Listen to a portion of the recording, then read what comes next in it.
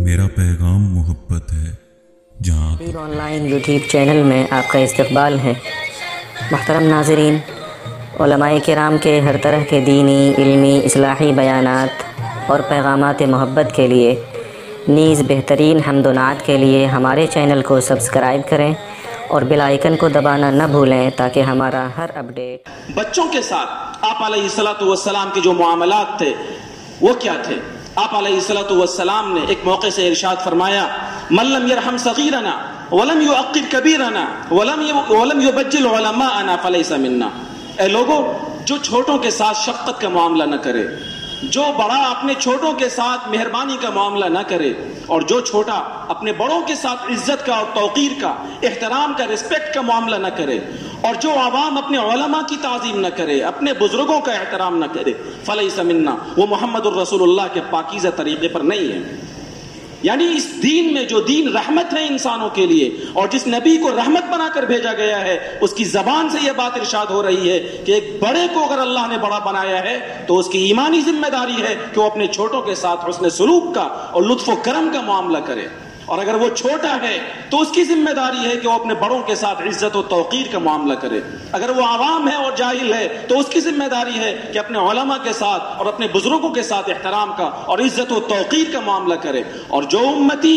بڑوں کے ساتھ عزت کا، چھوٹوں کے ساتھ مہربانی و شفقت کا اور علماء کے ساتھ عزت و توقیر کا معاملہ نہ کرے، وہ اس دین کی پاکیزہ روش پر اور پاکیزہ طریقے پر نہیں ہے۔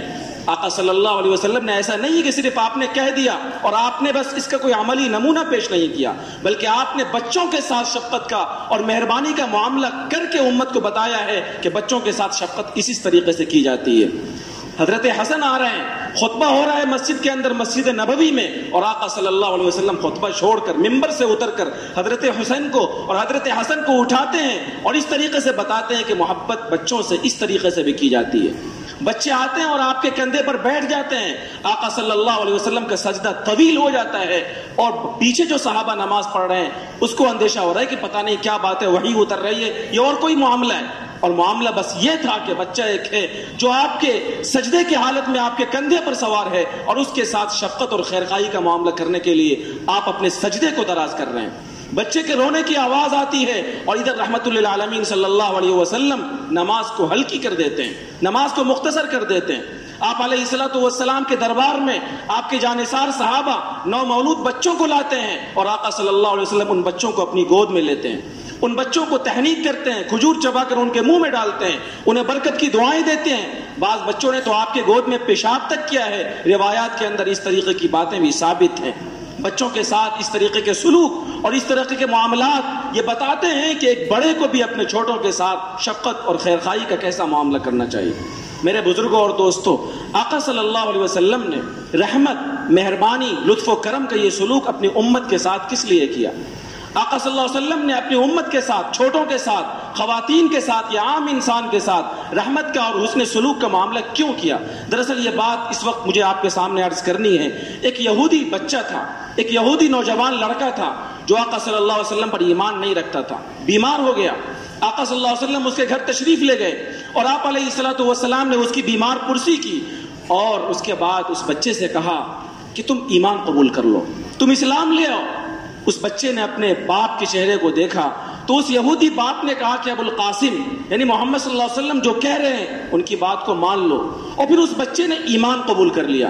آقا صلی اللہ علیہ وسلم پھر باہر جب تشریف لائے تو آپ نے اللہ تعالیٰ کی تعریف کی، الحمدللہ الذی انقذہ من النار، تمام تعریف اس اللہ کے لیے جس نے اس بچے کو جہنم سے بچایا۔ یہ ایک واقعہ ہے جس سے میں اس طرف اشارہ کرنا چاہ رہا ہوں کہ بچوں کے ساتھ یا دوسروں کے ساتھ یا کسی بھی انسان کے ساتھ آپ کی رحمت اور آپ کی شفقت کا سب سے بڑا مقصد یہ تھا کہ انسانیت اللہ تعالیٰ کی پکڑ سے اور انسانیت ہمیشہ کی ہلاکت سے، جہنم سے، کفر و شرک سے اور گناہوں کی گندگیوں سے کیسے بچ جائے۔ یعنی آپ کی تمام تر رحمتوں کا خلاصہ بس یہ تھا، اور آپ انسانوں کے ساتھ، اپنوں اور پرایوں کے ساتھ رحمت، شفقت اور مہربانی کا معاملہ صرف اس لیے کرتے تھے تاکہ انسانیت اللہ تعالیٰ کی نافرمانی سے کس طریقے سے بچ جائے۔ راوی کہتے ہیں کان رسول اللہ صلی اللہ علیہ وسلم دائم الفکرہ متواصل الاحزان کہ آقا صلی اللہ علیہ وسلم مستقل غمگین رہتے تھے امت کے لیے اور مستقل فکر مند رہتے تھے اپنی امت کے لیے. یعنی آپ علیہ الصلوۃ والسلام لوگوں کو کفر میں،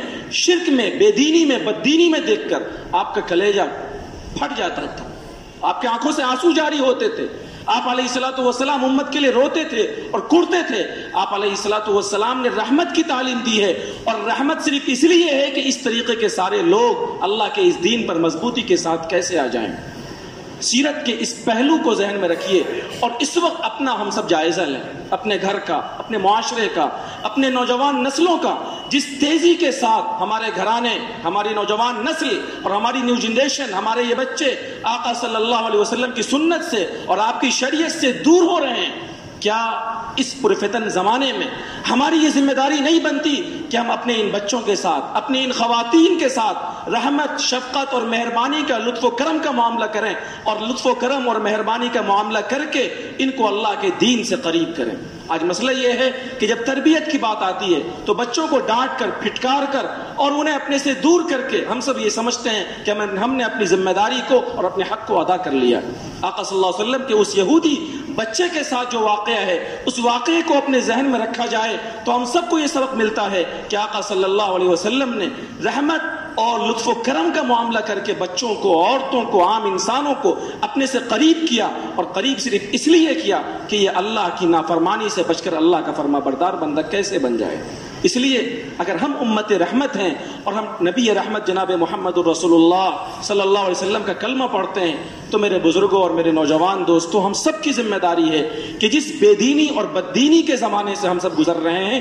اس پرفتن زمانے میں ہم اپنوں کے لیے بھی، بچوں کے لیے بھی، عورتوں کے لیے بھی، بیٹیوں کے لیے بھی رحمت بنیں اور لطف و کرم کا معاملہ کریں، اور اس لیے کریں تاکہ وہ ہمارے سے قریب ہو اور ہمارے دین سے قریب ہو، اور آپ کے دینی نظریات اور آپ کی دینی امتیازات ان تک منتقل ہوں، اور پھر ان کے اندر دینداری آئے، اور اللہ تبارک و تعالی اس محنت کے نتیجے میں اس دین کی کو ہم سے ہماری نسلوں تک منتقل فرما دے. اللہ تبارک و تعالی سے دعا ہے کہ اللہ تعالی ہم سب کو ان باتوں پر عمل کرنے کی توفیق عطا فرمائے. وآخر دعوانا الحمدللہ.